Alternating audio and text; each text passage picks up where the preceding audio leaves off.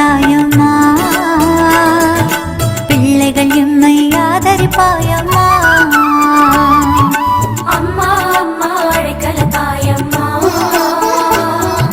பிள்ளைகள் எம்மை ஆதரிப்பாயம்மா.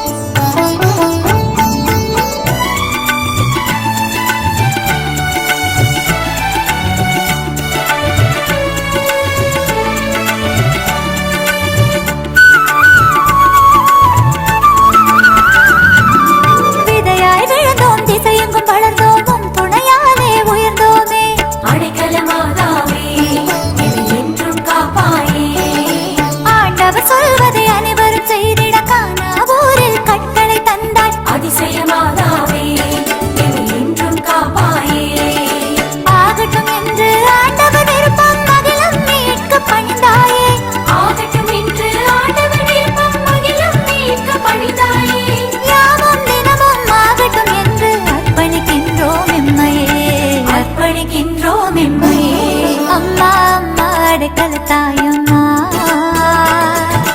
பிள்ளைகள் எம்மை ஆதரிப்பாயம்மா. அம்மா அம்மா அழைக்கல தாயம்மா, பிள்ளைகள் எம்மை ஆதரிப்பாயம்மா.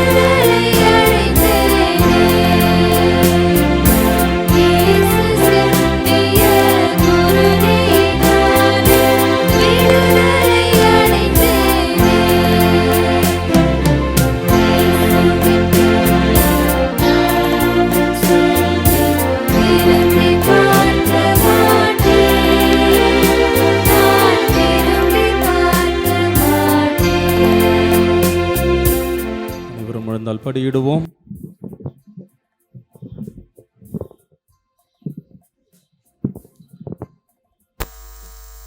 இயேசு ஆண்டவரின் உன்னதமான இந்த திருச்சிலுவை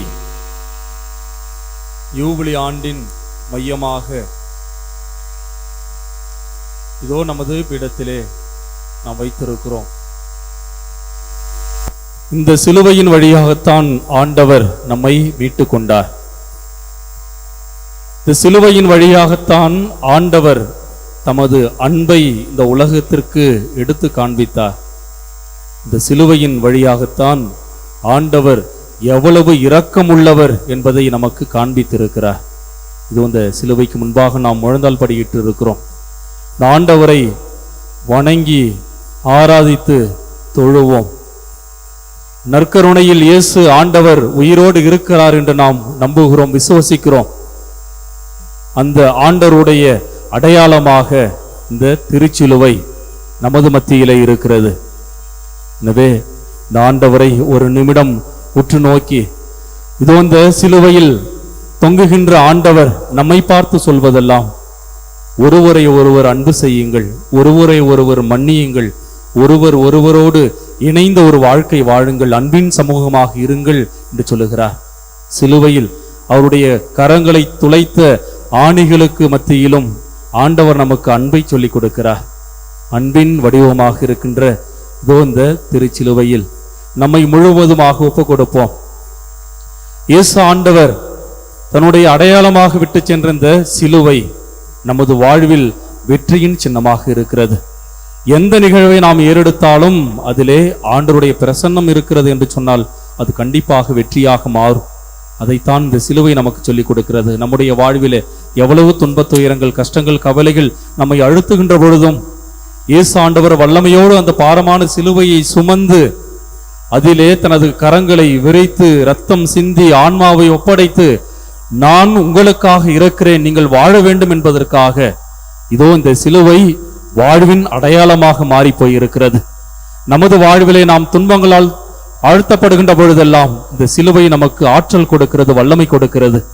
எனவே இதோ இந்த யூபிலி கொண்டாட்டத்தின் துவக்கமாக அந்த ஆண்டவருடைய அன்பை இந்த சிலுவையின் வழியாக நாம் கண்டுகொள்ள அழைக்கப்படுகிறோம்.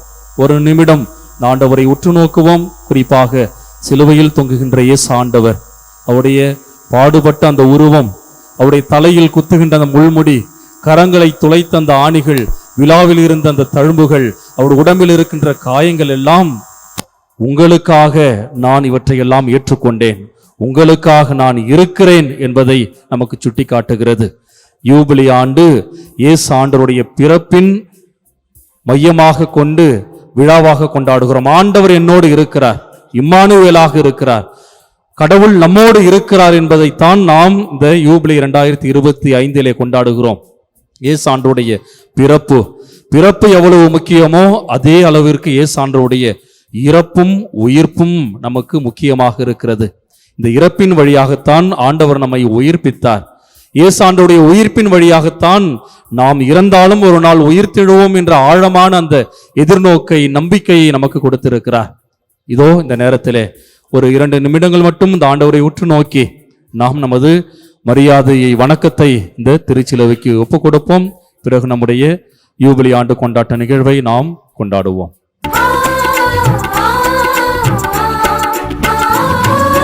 அடைக்கலம் தேடி அலைந்திடுவோரை இயேசுவின் அன்பில் அணைத்திடவே, எம்மை அழைத்தாயே, என் அன்பில் இணைத்தாயே. எளியவர் வறியவர் கைவிடப்பட்டோர் ஆதரவில்லா மாந்தருக்கெல்லாம் அடைக்கலம் தந்தாயே, என்னை தேற்றரவே தாயே. தேவையில் இருப்போர் வேதனை அகல தேடிச் சென்ற மாதாவே, தேவையில் இருப்போர் வேதனை அகல தேடிச் சென்ற மாதாவே. யாமும் தினமும் சேவைகள் புரிய அர்ப்பணிக்கின்றோம் எம்மையே, அர்ப்பணிக்கின்றோம் எம்மையே. அம்மா அம்மா அடைக்கலத்தாயம்மா, பிள்ளைகள் எம்மை ஆதரிப்பாயம்மா. அம்மா அம்மா அடைக்கலத்தாயம்மா, பிள்ளைகள் எம்மை ஆதரிப்பாயம்மா. காணும் காட்சியில் செய்யும் பணியில் உம்மை கண்டோமே, அன்பும் அருளும் அனைத்தும் கிடைக்க தேடி வந்தோமே. காணும் காட்சியில் செய்யும் பணியில் உம்மை கண்டோமே, அன்பும் அருளும் அனைத்தும் கிடைக்க தேடி வந்தோமே. அம்மா அம்மா அடைக்கலத்தாயம்மா, பிள்ளைகள் எம்மை ஆதரிப்பாயம்மா. அம்மா அம்மா அடைக்கலத்தாயம்மா, பிள்ளைகள் எம்மை ஆதரிப்பாயம்மா.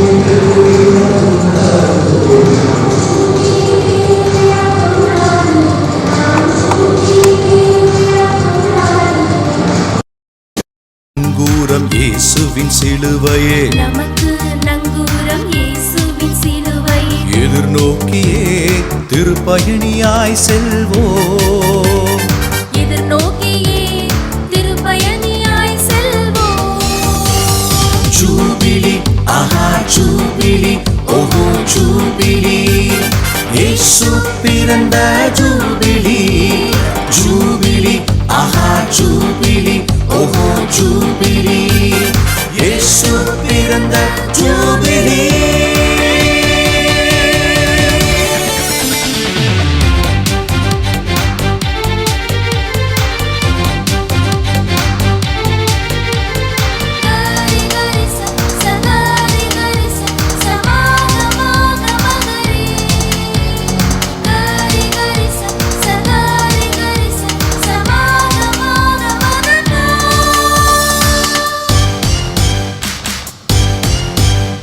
இயேசுவின் பிறப்பில் மறைந்திருக்கும் சிலுவையின் மகிமையை நாம் சொல்வோம் விடுதலை நோக்கி பயணம் செய்து அன்பின் வழியில் வென்றிடுவோம்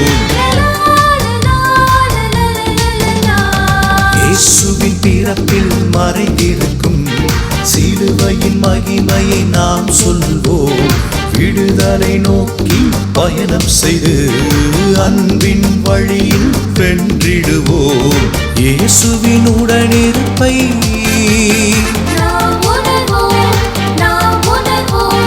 எதிர்நோக்கின் திருப்பயணியாய்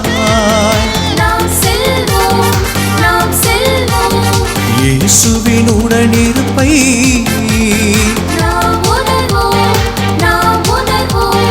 எதிர்நோக்கின் திருப்பயணியாய்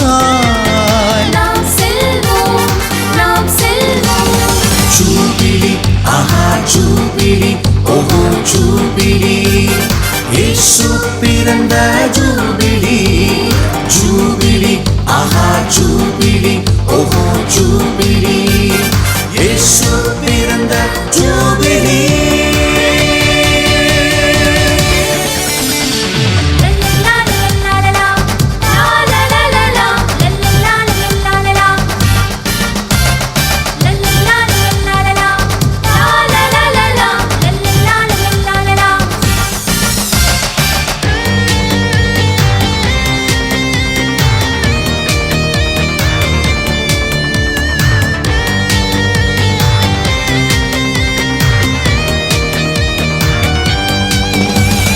மன்னிப்பு வழங்கி மகிழ்ந்திடுவோம் மனித நேயம் காத்திடுவோம் மகிழ்ந்து நாமம் வளர்ந்திடுவோம் பாசத்தை நாளும் பொழிந்திடுவோம்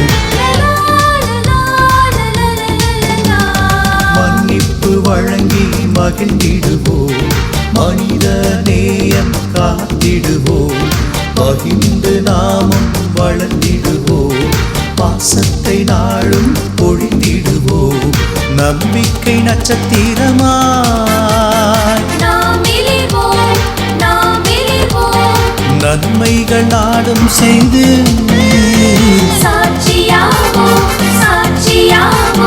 நம்பிக்கை நட்சத்திரமாய் நன்மைகள் நாடும் செய்து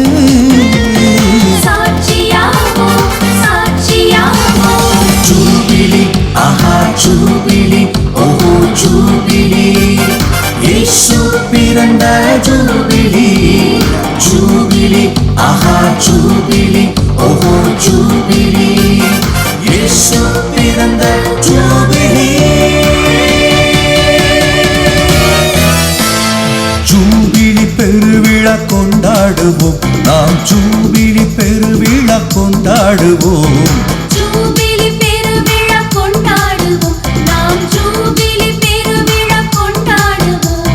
நமக்கு நங்கூரம் இயேசுவின் சிலுவையே எதிர்நோக்கியே திருப்பயணியாய் செல்வோம்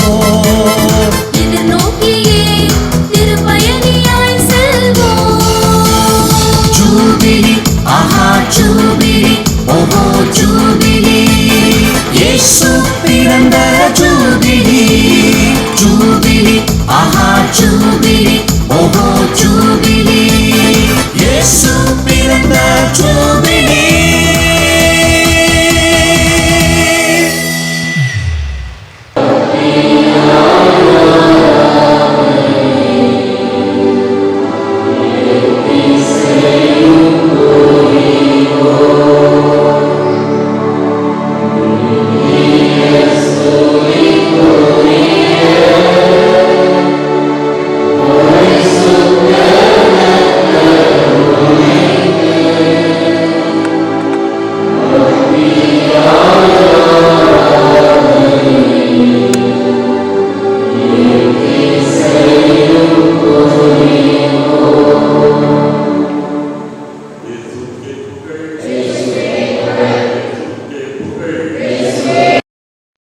இயேசுவுக்கே புகழ், இயேசுவுக்கே புகழ், இயேசுவுக்கே நன்றி, இயேசுவுக்கே நன்றி, இயேசுவுக்கே நன்றி, இயேசுவுக்கே நன்றி, இயேசுவுக்கே நன்றி, இயேசுவுக்கே நன்றி, இயேசுவுக்கே மகிமை, இயேசுவுக்கே மகிமை, இயேசுவுக்கே மகிமை, இயேசுவுக்கே மகிமை, இயேசுவுக்கே மகிமை, இயேசுவுக்கே மகிமை, இயேசுவுக்கே ஆராதனை, இயேசுவுக்கே ஆராதனை, இயேசுவுக்கே ஆராதனை, இயேசுவுக்கே ஆராதனை, இயேசுவுக்கே ஆராதனை, இயேசுவுக்கே ஆராதனை, இயேசு நாமம் வாழ்க, இயேசு நாமம் வாழ்க, இயேசு நாமம் வாழ்க, இயேசு நாமம் வாழ்க, இயேசு நாமம் வாழ்க, இயேசு நாமம் வாழ்க, மரியே வாழ்க, மரியே வாழ்க, மரியே வாழ்க, மரியே வாழ்க, மரியே வாழ்க, மரியே வாழ்க, ஹalleluya, ஹalleluya, ஹalleluya, ஹalleluya,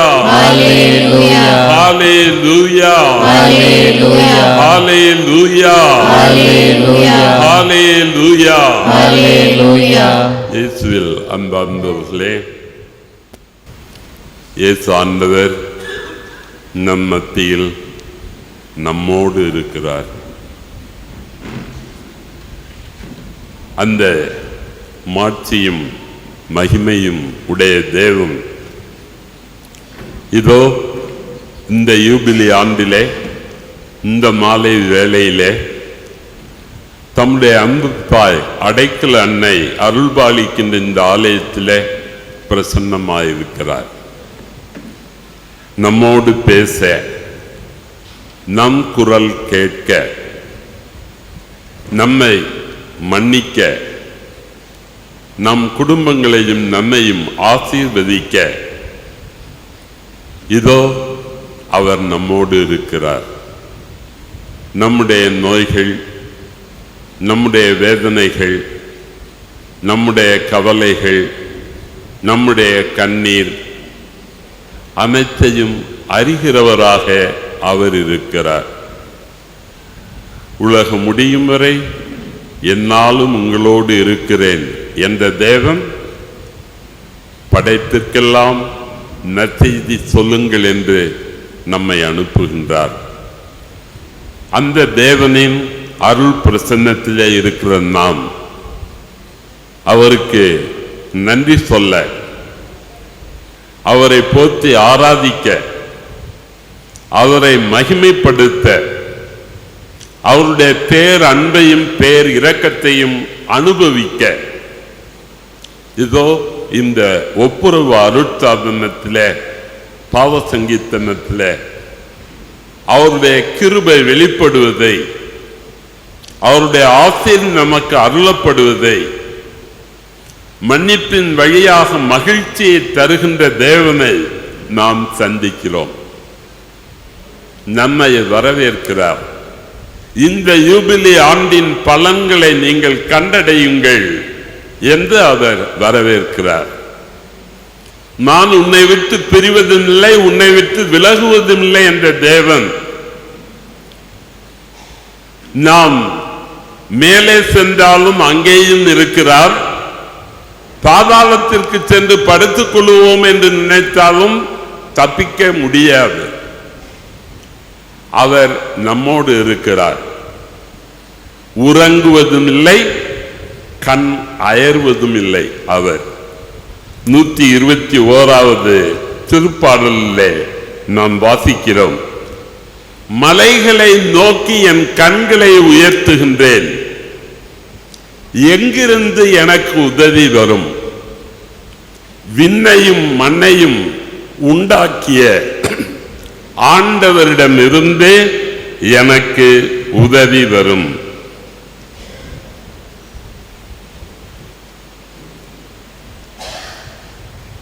அந்த ஆண்டவர் நம்மோடு பேசுகிறார், நம் உள்ளத்தோடு பேசுகிறார்.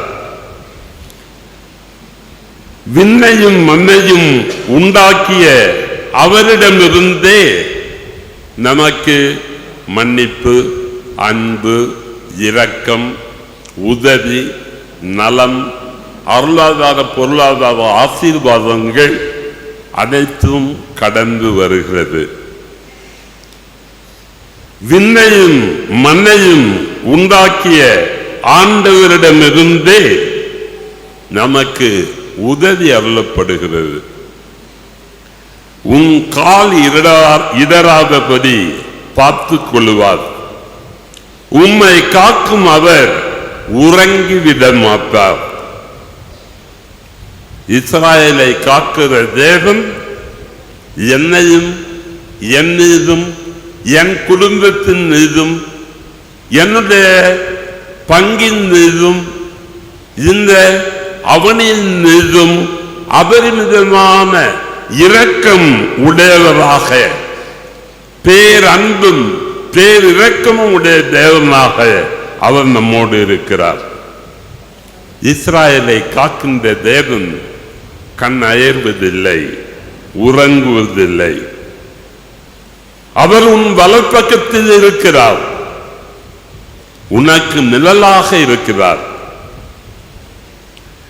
ஆண்டவர் எல்லா தீமையிலிருந்தும் பாதுகாப்பவராக இருக்கிறார். 103வது திருப்பாடலிலே நாம் பார்க்கிறோம், ஆண்டவர் இரக்கமும் அருளும் கொண்டவர், நீதிய பொறுமையும் பேரன்பும் உடையவர். நம்மை கடிந்து கொள்பவர் எப்பொழுதும் கடிந்து கொள்பவர் அல்ல, என்றென்றும் சினம் கொள்ளுபவர் அல்ல. மாறாக மன்னிக்கிற தேவனாக அவர் இருக்கிறார். நம்முடைய பாவங்கள் குற்றம் குறைகளுக்கு ஏற்ப நம்மை நடத்தினால் ஒரு நாள் கூட நம்மால் வாழ முடியாது. அவர் நம் பாவங்களுக்கு ஏற்ப நம்மை நடத்துவதில்லை, நம் குற்றங்களுக்கு ஏற்ப நம்மை தண்டிப்பதில்லை. அவருக்கு அஞ்சுவோருக்கு காத்தும் இரக்கமும் பேரன்பும் மண்ணினின்று விண்ணளவு போன்று உயர்ந்தது.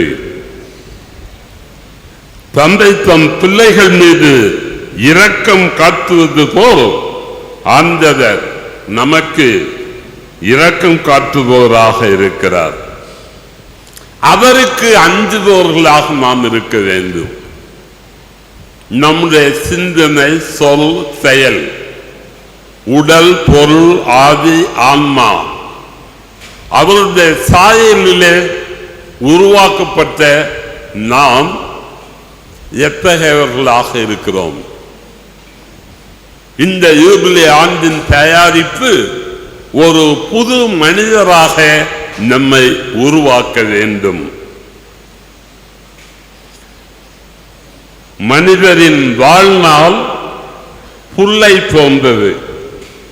வயல்வெளி பூவன மலருகின்றோம், மடிகின்றோம். ஆண்டவரது பேரன்போ அவருக்கு அஞ்சுவோர் மீது என்றென்றும் இருக்கும். ஆண்டவரிலே மகிழ்ச்சிகள், உன் உள்ளத்து விருப்பங்களை அவர் நிறைவேற்றுவார். ஊனியல்புக்குரிய காரியங்கள் கலாத்தியருக்கு எழுதிய மடல்ல 5ஆம் அதிகாரத்தில் வாசிக்கிறோம். தவ காலத்தில் நம்மை தயாரிக்கிறோம். சபம், ஜெபம், தர்மம் ஒவ்வொரு நாளும் நம்மிலே வெளிப்பட வேண்டிய கிறிஸ்தவ அடிப்படை கடமைகள். ஜெபிக்கின்ற சமூகமாக நாம் வாழ வேண்டும், வளர வேண்டும். குடும்பங்களில் மட்டும் விதிவிலக்கு அல்ல. நம்முடைய கூட்டு குடும்பமாக இந்த பங்கிலும் ஜெபிக்கிறோம், சேர்ந்தும் ஜெபிக்கிறோம், குரல் எழுப்பி ஜெபிக்கிறோம். மனிதனுக்கு உயிரை கொல்லுகிற அதிகாரம் எதையும் ஆண்டவர் நமக்கு கொடுக்கவில்லை. உயிரை எடுக்கிற அதிகாரம் எதுவும் ஆண்டவர் நமக்கு கொடுக்கவில்லை. திருத்தந்தை பிரான்சிஸ் சொல்லுவார், ஒரு நாடு இன்னொரு நாட்டின் மீது போர் தொடுக்கும் போது நான் வெற்றி பெற்றுவிட்டேன் என்று அவர்கள் கொண்டாடினார்கள் என்றால் அது வெற்றி இல்லை, தோல்வி. காரணம், அத்தனை உயிர்களை அவர்கள் பணயம் வைத்து அந்த வெற்றியை அவர்கள் கண்டிருக்கிறார்கள்.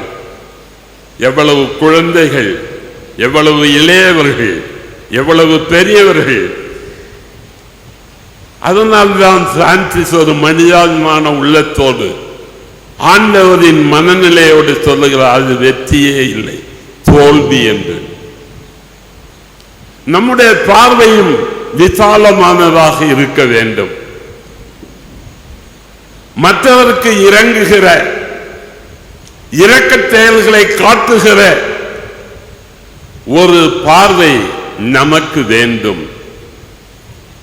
அந்த ஆண்டவரை நோக்குவோம்.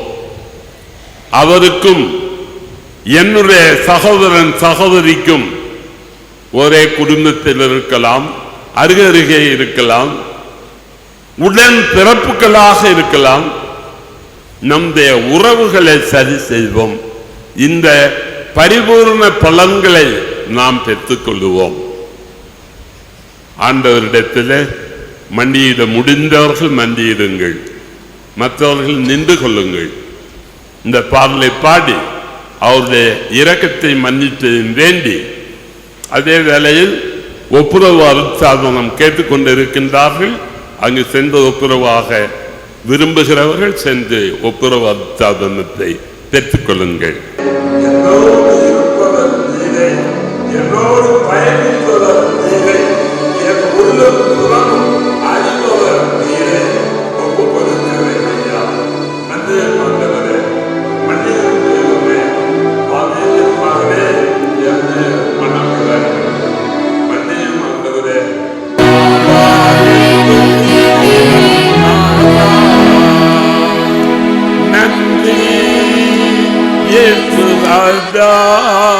உமக்கு நன்றி இயேசு ராஜா,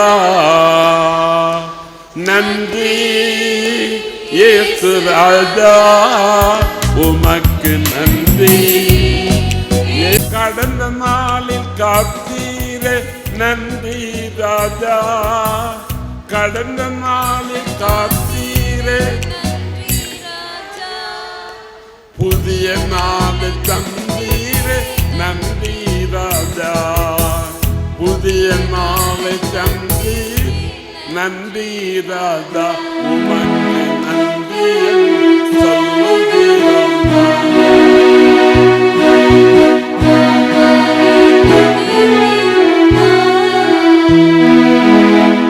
அடைக்கலமே கேடயமே நன்றி ராஜா. பாடுங்க.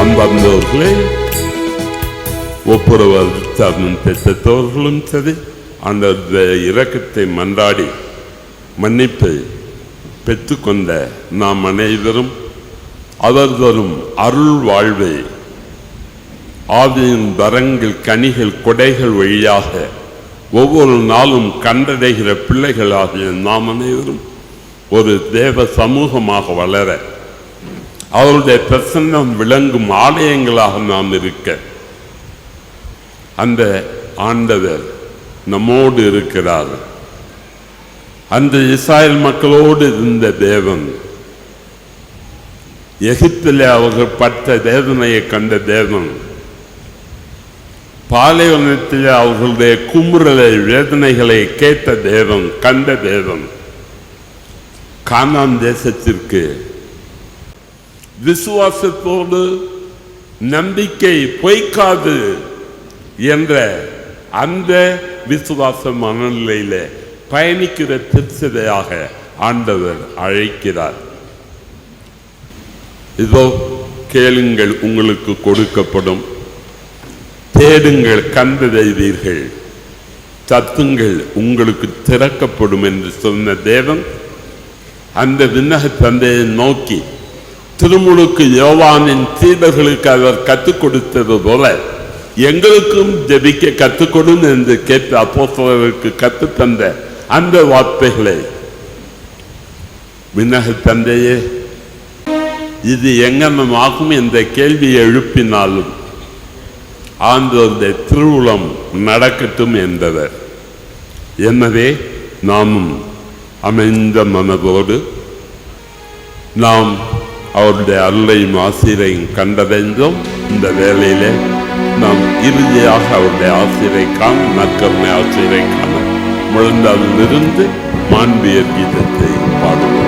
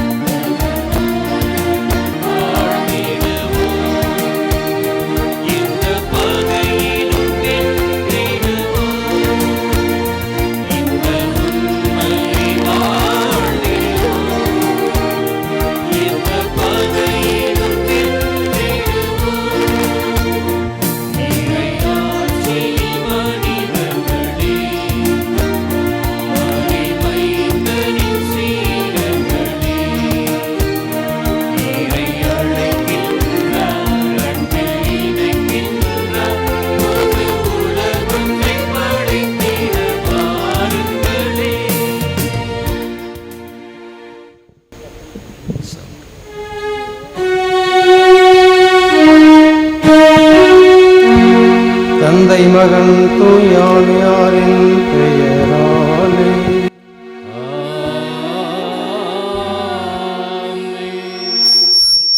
ஆண்டவராய் இயேசு கிறிஸ்துவின் அருளும் கடவுளின் அன்பும் தூயாவியாரின்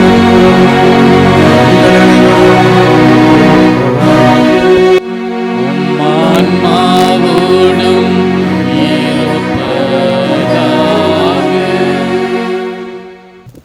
இல்லாமல் இறைவனிடமும் சகோதர சகோதரிகளை உங்களிடமும் நான் பாவியின்றி ஏற்றுக்கொள்கிறேன். ஏனெனில் என் சிந்தனையாலும் சொல்லாலும் செயலாலும் கடமையில் தவறியதால் பாவங்கள் பல செய்தேன். என் பாவமே என் பாவமே என் பெரும் பாவமே. ஆகையால் எப்போதும் கன்னியான புனித மரியாவையும் வானதூதர் புனித அனைவரையும் சகோதர சகோதரிகளை உங்களையும் நம் தேவனாகிய ஆண்டவரிடம் எனக்காக வேண்டிக் கொள்ள மன்றாடுகிறேன். எல்லாமல்ல இறைவன் நம் மீது இரக்கம் வைத்து நம் பாவங்களை மன்னித்து நம்மை நிலை வாழ்விற்கு அழைத்துச் செல்வாராக. ஆமென்.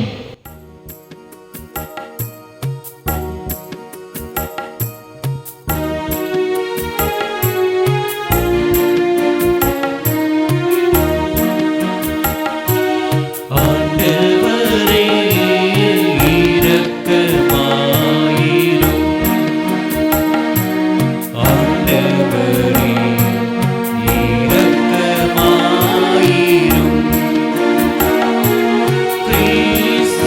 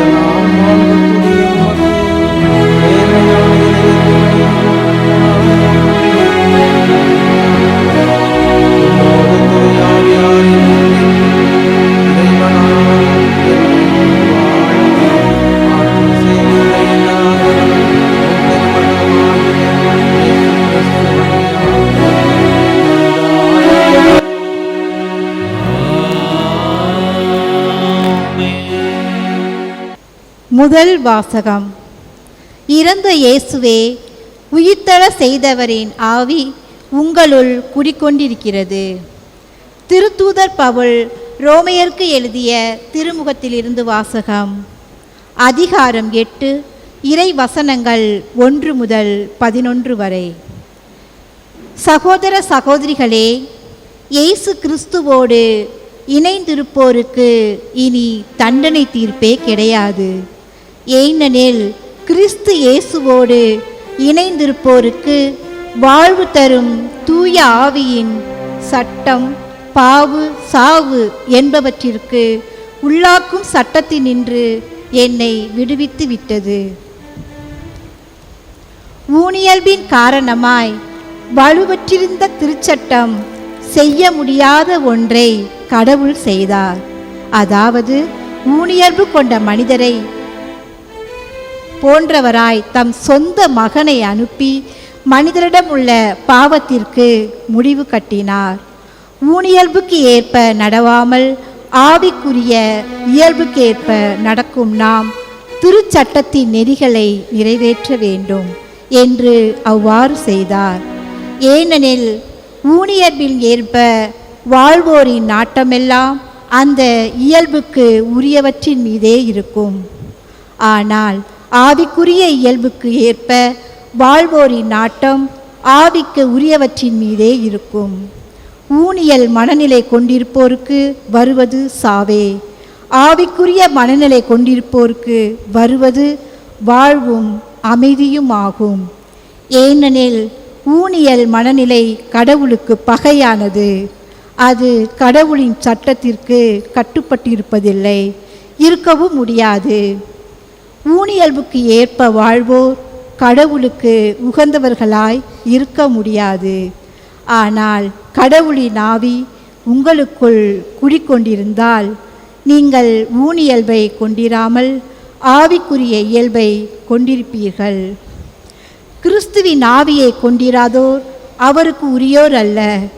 பாவத்தின் விளைவாக உங்கள் உடல் செத்ததாயினும் கிறிஸ்து உங்களுள் இருந்தால் நீங்கள் கடவுளுக்கு ஏற்புடையவர்கள் ஆக்கப்படுவீர்கள். அதன் பயனாக தூய ஆவி உங்களுக்குள் உயிராயிருக்கும்.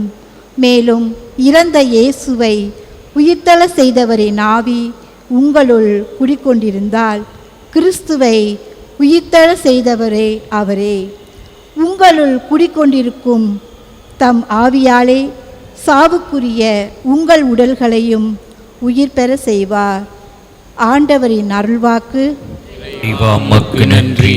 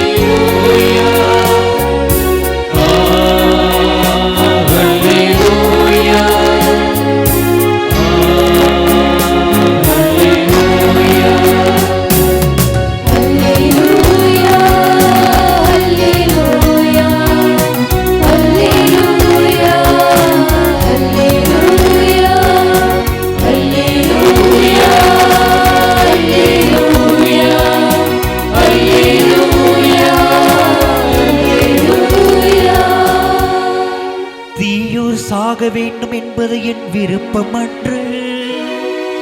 ஆனால் அந்தியோர் தம் வழிகள் நின்று திரும்பி வாழ வேண்டும் என்கிறார் ஆண்டவர். அல்லேலூயா.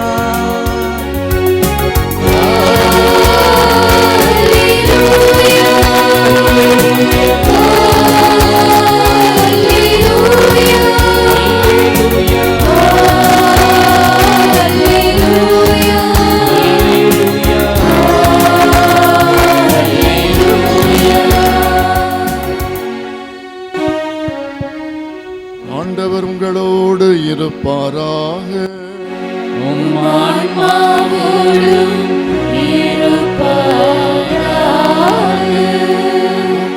எழுதிய நற்செய்தியிலிருந்து வாசகம்.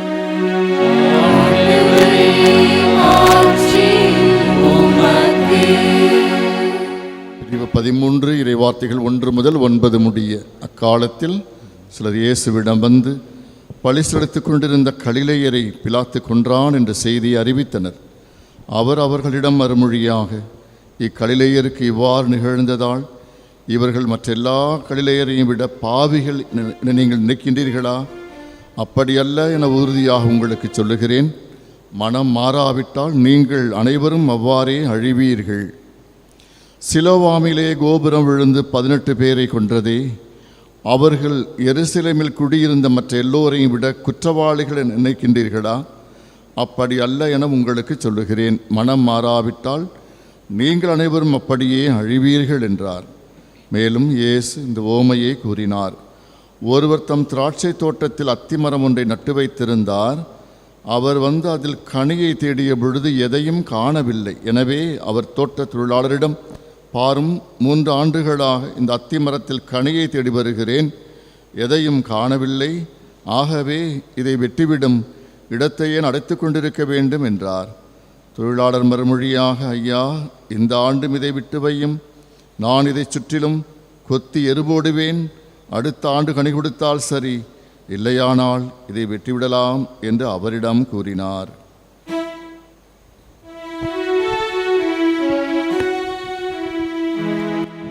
கிறிஸ்து வழங்கும் நற்செய்தி.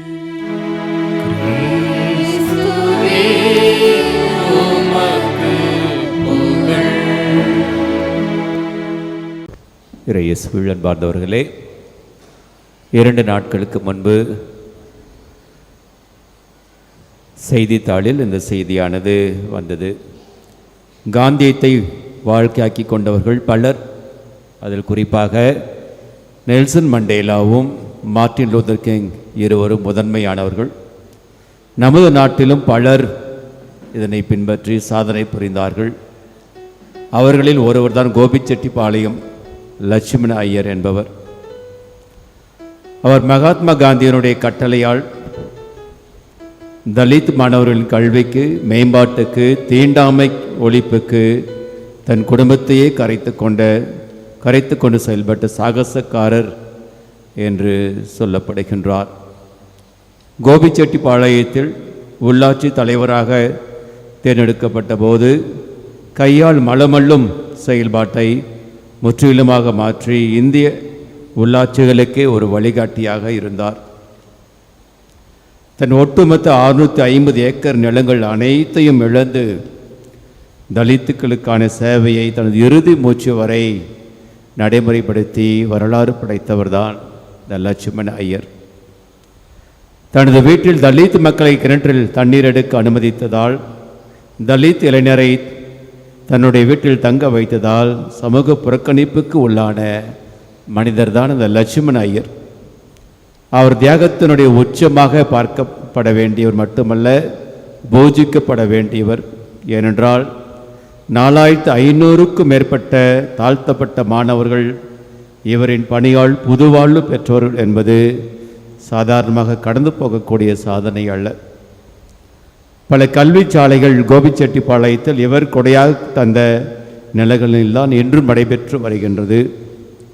13 சேரிகள் அடகு வைக்கப்பட்டு கொத்தொடுமை வேலை செய்ய தலித்துகள் பணிக்கப்பட்டிருந்தார்கள்.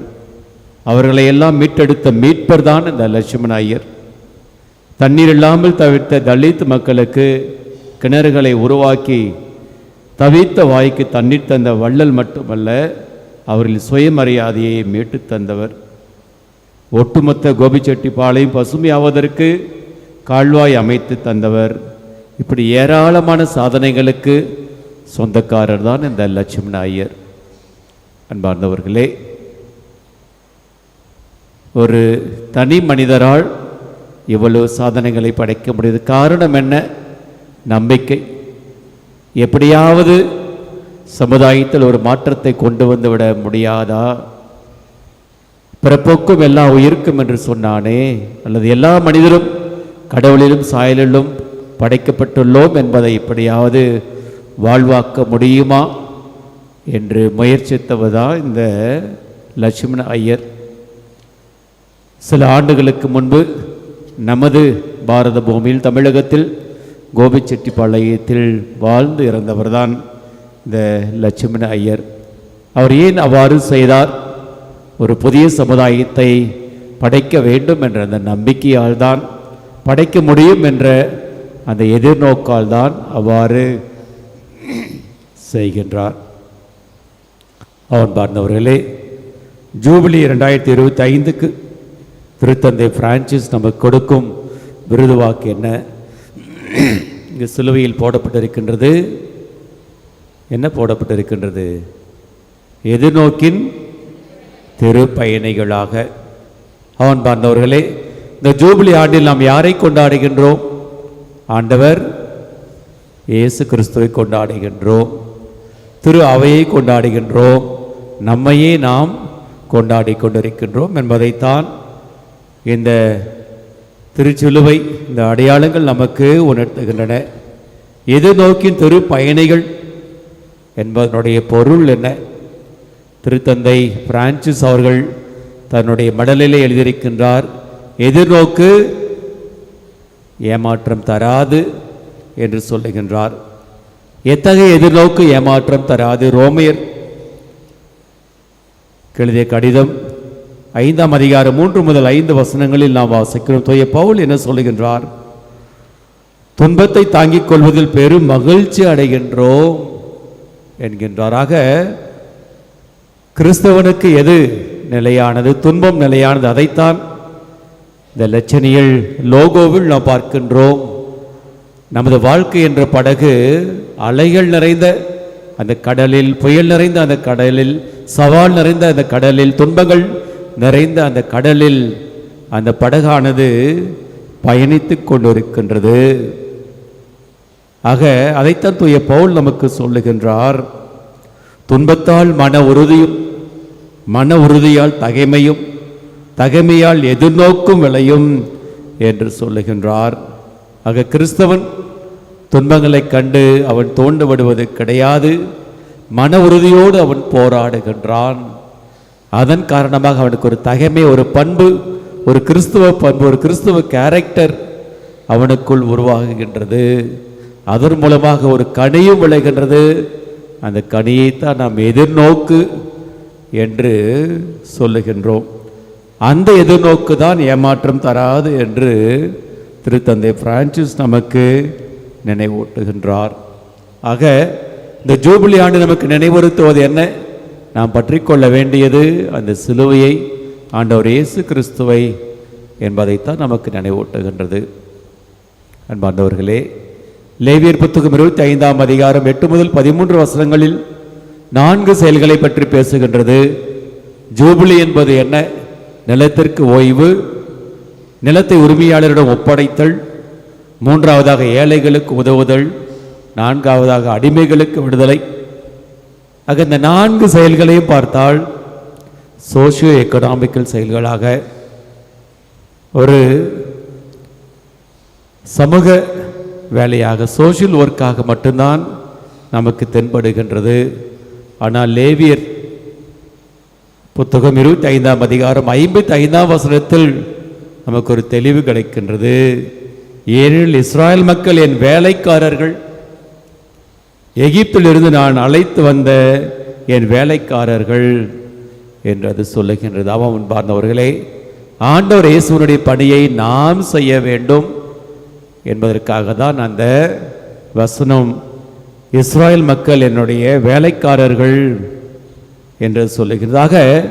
நிலத்திற்கு ஓய்வு என்றால் என்ன சில பேர் சொல்லலாம், எங்கள் நிலமே இல்லை ஃபாதர், நான் எந்த நிலத்துக்கு ஓய்வு கொடுக்க போகின்றேன் என்று அவர்கள் நினைக்கலாம்.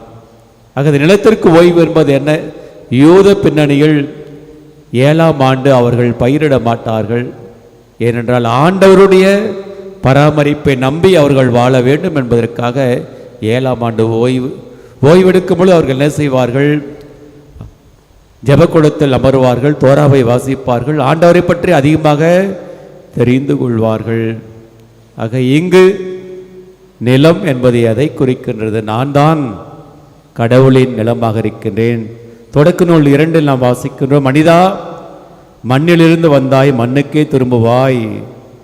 ஆக உன்னுடைய வாழ்க்கைக்கு ஓய்வு கொடு என்றுதான் இந்த நிலத்திற்கு ஓய்வு என்பது நம்மை காட்டுகிறது. ஆக இந்த நாளில் உன்னை படைத்தவரை உள்ளத்தில் நினை என்று அழைப்பு விடுக்கப்படுகிறார். இதைத்தான் ஆண்டவர் இயேசு சொல்லுகின்றார், மார்த்தா மார்த்தா நீ பலவற்றை குறித்து கலங்கி தவித்து கொண்டிருக்கின்றாய், தேவையானது ஒன்றே ஒன்று, அதை மரியா தெரிந்து கொண்டால் அது அவளிடமிருந்து எடுக்கப்படாது.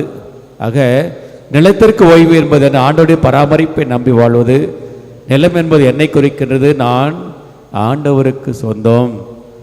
ஓய்வு என்பது ஆண்டவருடைய பாதத்தில் மரியாவை போல் அமர்வது என்பதைத்தான் காட்டுகின்றது. சொத்துக்களை உரிமையாளரிடம் ஒப்படைத்தல் என்று 2வது செயல் நமக்கு சொல்லுகின்றது. சில பேர் சொல்லலாம், பாருங்க சொத்தே இல்லை, இன்னும் சில பேர் வீடு மட்டும்தான் இருக்குது, அதுக்கு அப்பா கஷ்டப்பட்டு வாங்கினது, அதை போய் யாரிடம் ஒப்படைப்பது, ஒப்படைச்சிட்டு நான் தெருவில் உட்காருவதா என்றெல்லாம் கேட்கலாம். அதுவல்ல உண்மையான சொத்து. கடவுள் உன்னை படைத்து உனக்கு வாழ்வு கொடுத்துள்ளார், உனக்கு உயிரை கொடுத்துள்ளார். ஆக கிறிஸ்துவ வாழ்வுதான் மிகப்பெரிய சொத்து. எனவே தான் லேவியர் புத்தகம் நமக்கு சொல்லுகின்றது, நிலம் என்னுடையது என்று ஆண்டவர் சொல்லுகின்றார். ஆமாம் பார்ந்தவர்களே, நாம் தான் அந்த நிலம். நாம் யாருக்கு சொந்தம்? யாருக்கு சொந்தம்? ஆண்டவருக்கு தான் நாம் சொந்தம். அதைத்தான் ஆண்டவர் சொல்லுகின்றார், நிலம் என்னுடையது என்று சொல்லுகின்றார். ரோமியர் எழுதிய கடிதம் 12ஆம் அதிகாரம் 1ஆம் வசனத்தில் நாம் வாசிக்கின்றோம், கடவுளுக்கு உகந்த தூய உயிருள்ள பலியாக உங்களை படையுங்கள், இதுவே நீங்கள் செய்யும் உள்ளார்ந்த வழிபாடு என்று தூய பவுல் நமக்கு அழைப்பு விடுக்கின்றார். 3வது நோக்கம் என்ன? ஜூபிலி நோக்கம் ஏழைகளுக்கு உதவி செய்தல். அதைத்தான் லட்சுமண ஐயர் தன்னுடைய 650 ஏக்கர் நிலத்தையும் இழந்து ஏழைகளுக்கு அவர் வழிகாட்டினார். இந்த இடத்தில் நாம் சக்கியையு தான் வைத்து பார்க்க வேண்டும். ஆண்டவரை கண்டவுடன் அவர் என்ன சொல்லுகின்றான்? ஆண்டவரே, என் சொத்தில் பாதியை எவரையாவது ஏமாற்றி எதையாவது கவர்ந்திருந்தால் அதை 4 மடங்காக திருப்பி கொடுத்து விடுகின்றேன் என்று சொன்ன உடனே ஆண்டவரே சிறு சொல்றாரு, இன்றே இந்த வீட்டிற்கு மீட்பு உண்டாயிற்று. அவன் பார்ந்தவர்களே, ஜூபிலி ஆண்டு என்பது என்ன? மீட்பின் ஆண்டு என்பதைத்தான் நமக்கு இது நினைவூட்டுகின்றது. அவன் பார்ந்தவர்களே, பிறரையும் சகோதரனாக சகோதரியாக பார்க்க தாயார் திருச்சபை இந்த ஜூபிலி ஆண்டில் நமக்கு அழைப்பு விடுக்கின்றது. அடிமைகளுக்கு விடுதலை என்று 4வது செயல், ஜூபிலியினுடைய 4வது காரியம் அடிமைகளுக்கு விடுதலை. எந்த அடிமைதனத்திலிருந்து? நானே அடிமையாக இருக்கிறேன், நான் யாருக்கு பாத விடுதலை கொடுக்க போகிறேன் அப்படியெல்லாம் நாம் கேட்கலாம். அப்படியல்ல, திருச்சபை என்ன சொல்லுகின்றது? பாவ வாழ்விலிருந்து விடுதலை. கலாத்தியர் 5:13 நாம் வாசிக்கின்றோம், நீங்கள் உரிமை வாழ்வுக்கு அழைக்கப்பட்டு இருக்கின்றீர்கள், தூய ஆவின் தூண்டுதலுக்கு ஏற்ப வாழுங்கள், ஊனியல்பின் இச்சை தூய ஆவிக்கு முரணானது. தூய ஆவின் கனியோ அன்பு, மகிழ்ச்சி, அமைதி, பொறுமை, பரிவு, நன்மையும், நம்பிக்கை, கனிவு என்றெல்லாம் நமக்கு உணர்த்துகிறது. எனவே அன்பார்ந்தவர்களே, நாம் எதிர்நோக்கின் திருப்பயணிகள் ஆண்டவரை மட்டுமே பற்றி கொண்டு பயணம் செய்கின்றோம்.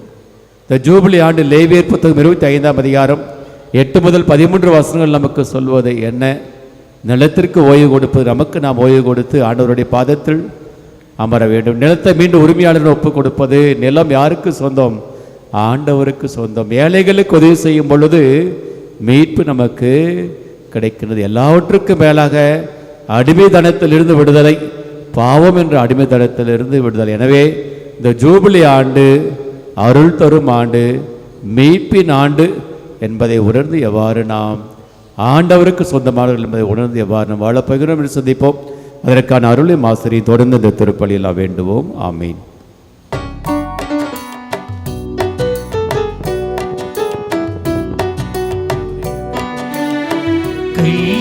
கையளிக்கின்றேன் இறைவா எந்தன் மெய்ப்பொருளாவி அனைத்தையும் உமக்கு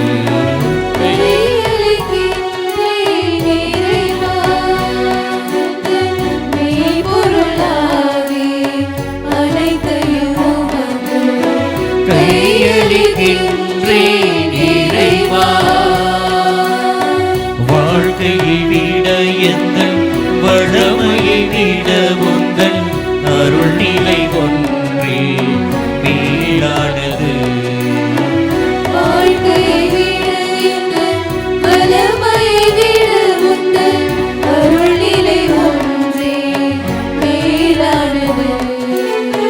வாழ்க்கையில் உம்மை வாழ்த்துவது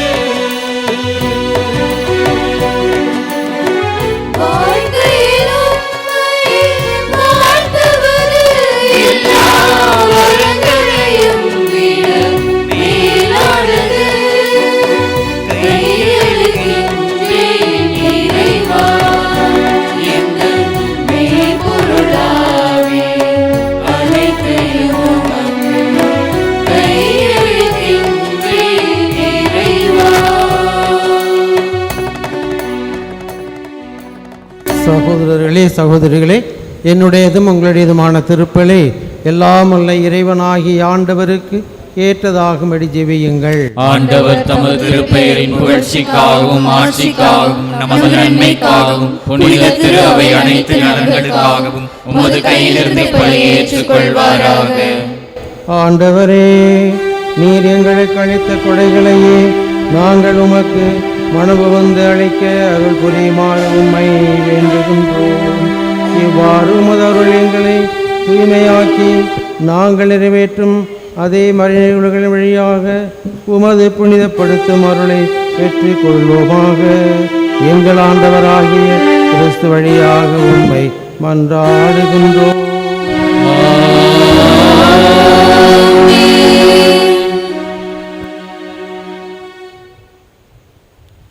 ஆண்டவர் உங்களோடு இருப்பாரா.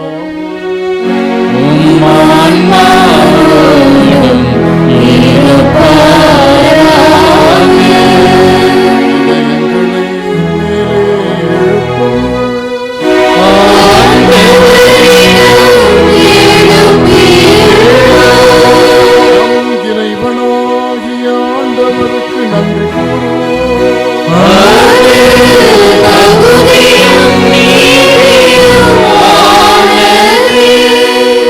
ஆண்டவரே, தூயவரான தந்தையே, என்றும் உள்ள எல்லாம் வல்ல இறைவா, எந்நாளும் எவ்விடத்திலும் நாங்கள் உமக்கு நன்றி செலுத்துவது மெய்யாகவே தகுதியும் நீதியுமாம்.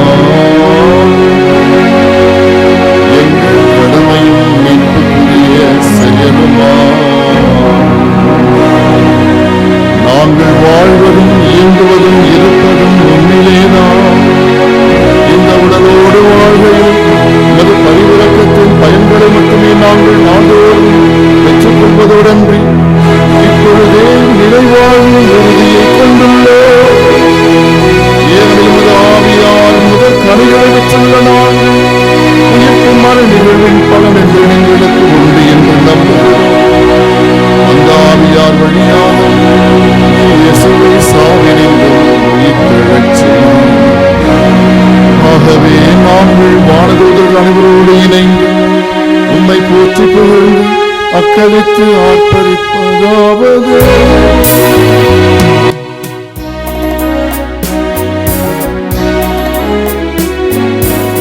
தூயவர் தூயவர் தூயவர் வான்படைகளின் கடவுளாம் ஆண்டவர். விண்ணகமும்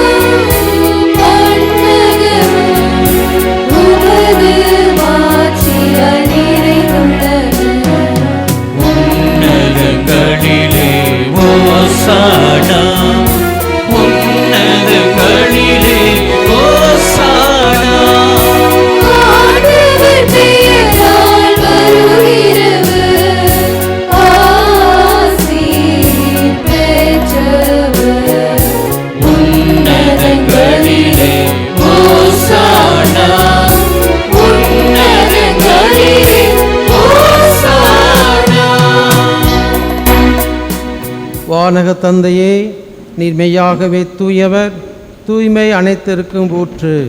ஆகவே உம்முடைய ஆவியை பொழிந்து இக்காணிக்கைகளை தூய்மைப்படுத்த உம்மை வேண்டுகின்றோம். இவ்வாறு எங்கள் ஆண்டவர் இயேசு கிறிஸ்துவின் உடலும் இரத்தமுமாக எங்களுக்கு இவை மாறுவனவாக. அவர் பாடுபட உளம் கனிந்து தம்மை கையளித்த போது அப்பத்தை எடுத்து நன்றி செலுத்தி அதை பிட்டு தாம் சீடர்களுக்கு அளித்து அவர் கூறியதாவது: அனைவரும் இதிலிருந்து பெற்று உண்ணுங்கள், ஏனெனில் இது உங்களுக்காக கையளிக்கப்படும் என் உடல்.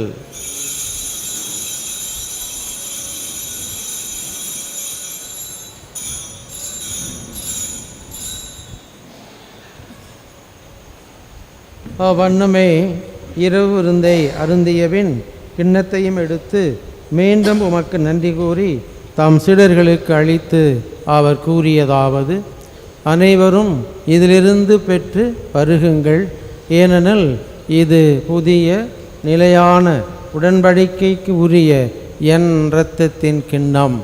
இது பாவ மன்னிப்புக்கென்று உங்களுக்காகவும் பலருக்காகவும் சிந்தப்படும். இதை என் நினைவாகச் செய்யுங்கள்.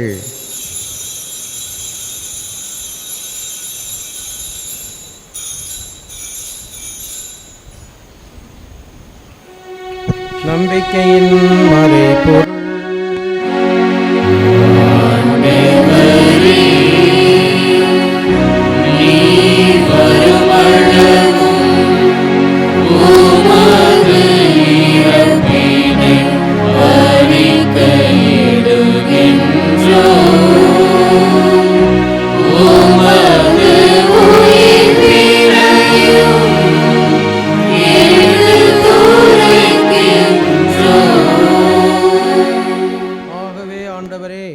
நாங்கள் கிறிஸ்துவின் இறப்பினையும் உயிர்ப்பினையும் நினைவு கூர்ந்து வாழ்வு தரும் அப்பத்தையும் மீட்பளிக்கும் கிண்ணத்தையும் உமக்கு ஒப்பு கொடுக்கின்றோம். திருமுன் நின்று உமக்கு ஊழியம் புரிய தகுந்தவர்களென எங்களை ஏற்றுக்கொண்டீர்.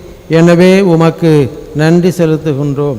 மேலும் கிறிஸ்துவின் உடலிலும் இரத்தத்திலும் பங்கு கொள்ளும் எங்களை தூய் ஆவியார் ஒன்று சேர்க்க வேண்டுமென உம்மை தாழ்மையுடன் மன்றாடுகின்றோம். ஆண்டவரே, உலகெங்கும் பரவியிருக்கும் அது திரு அவையை நினைவு கூர்ந்தருளும். எங்களது திருத்தந்தை லியோ, எங்கள் ஆயர் சகாயராஜ், எல்லா திருநிலையினர் ஆகிய அனைவரோடும் உமது திரு அவை அன்பில் நிறைவு பெறச் செய்தருளும். இந்த பங்குகளிலிருந்து நீர் அழைத்து கொண்ட உமது அடியார்களை, நம்பிக்கையாளர்களை நினைவு கூர்ந்தருளும். அவர்களை உமது இறப்பில் இணைக்கப்பட்டிருந்த அவர்கள் உயிர்ப்பிலும் அவர்களைப் போல இருக்கச் செய்தருளும்.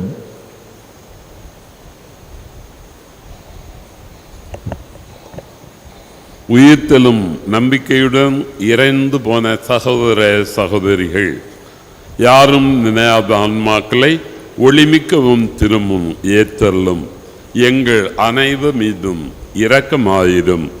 கடவுளின் கன்னித்தாயான புனித மரியா, அவருடைய கணவரான புனித யோசேப்பு, புனித திரு தூதர்கள், இவ்வுலகில் உமக்கு உகந்தவராயிருந்தோர் ஆகிய புனித அனைவருடன் நாங்கள் நிலை வாழ்வில் பங்கு கொள்ளும் தகுதி பெற்று திருமகன் இயேசு கிறிஸ்து வழியாக உம்மை புகழ்ந்தேத்தும் வரமருள உம்மை மன்றாடுகிறோம்.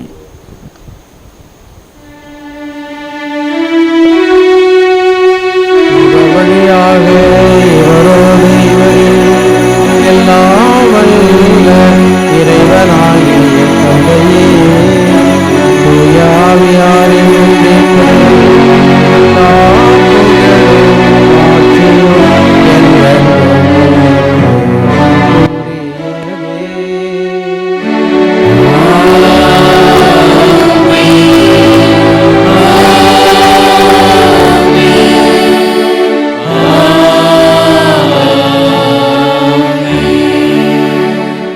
மீட்பரின் கட்டளையால் கற்பிக்கப்பட்டு இறை படிப்பினையால் பயிற்சி பெற்ற நாம் துணிந்து பாடுவோம்.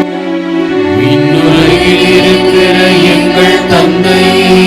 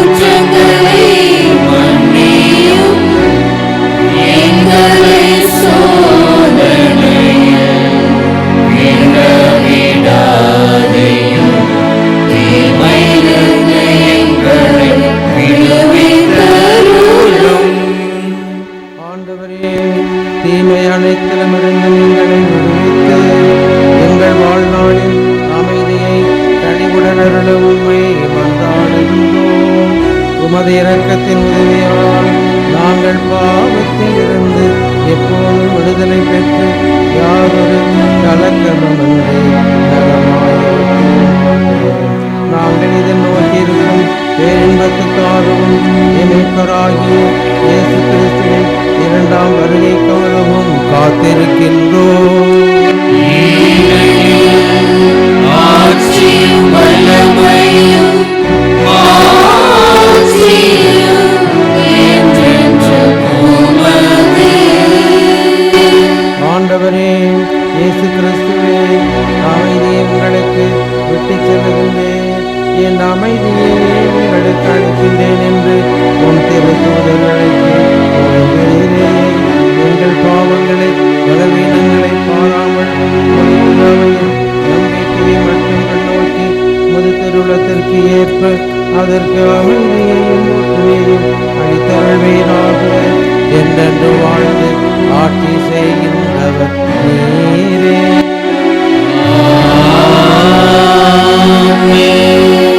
ஆண்டவருடைய சமாதானம் உங்களோடு என்றும் இருப்பதாக.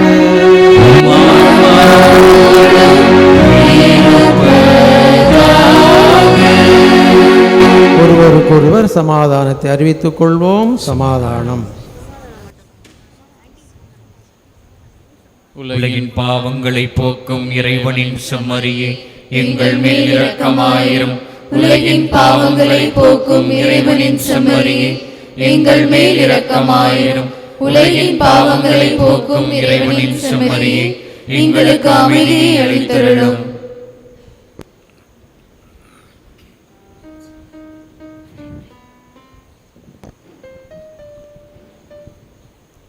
இதோ இறைவனின் செம்மறி, உலகின் பாவங்களை போக்குகின்றவர். செம்மறியின் விருதுக்கு அழைக்கப்பட்டிருக்கின்ற அனைவரும் உண்மையிலேயே பேறு பெற்றவர்கள். ஆண்டவரே, நீர் என் இல்லத்தில் எழுந்தருள நான் தகுதியற்றவன். ஆனால் ஒரு வார்த்தை மட்டும் சொல்லியருளும், எனது ஆன்மா நலமடையும்.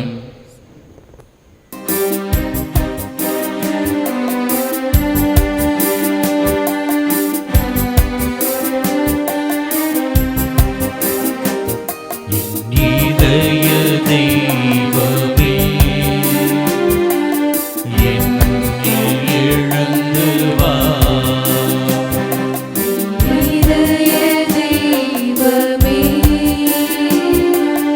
என்னில்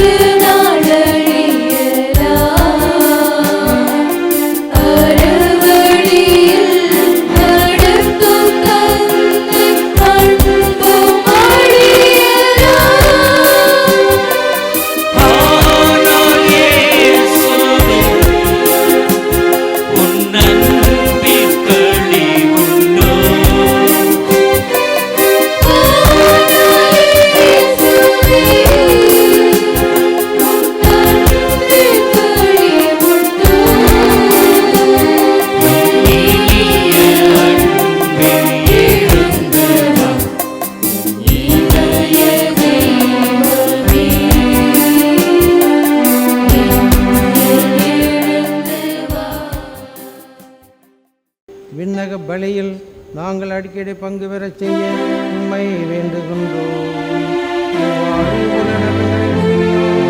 இவ்வாறு எங்கள் ஆண்டவராகிய கிறிஸ்து வழியாக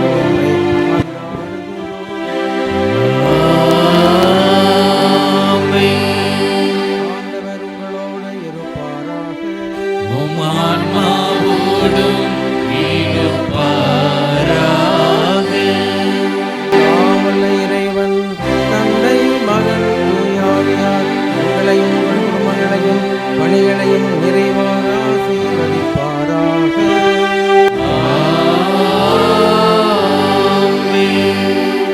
சென்று வாழுங்கள், திருப்பலி நிறைவேற்றது.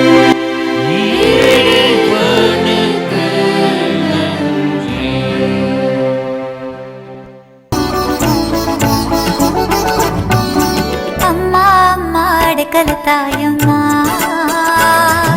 பிள்ளைகள் எம்மை ஆதரிப்பாயம்மா. அம்மா அம்மா அழைக்கல தாயம்மா, பிள்ளைகள் எம்மை ஆதரிப்பாயம்மா. காணும் காட்சியில் செய்யும் பணியில் உம்மை கண்டோமே, அன்பும் அருளும் அனைத்தும் கிடைக்க தேடி வந்தோமே. காணும் காட்சியில் செய்யும் பணியில் உம்மை கண்டோமே, அன்பும் அருளும் அனைத்தும் கிடைக்க தேடி வந்தோமே. அம்மா அம்மா அடைக்கல தாயம்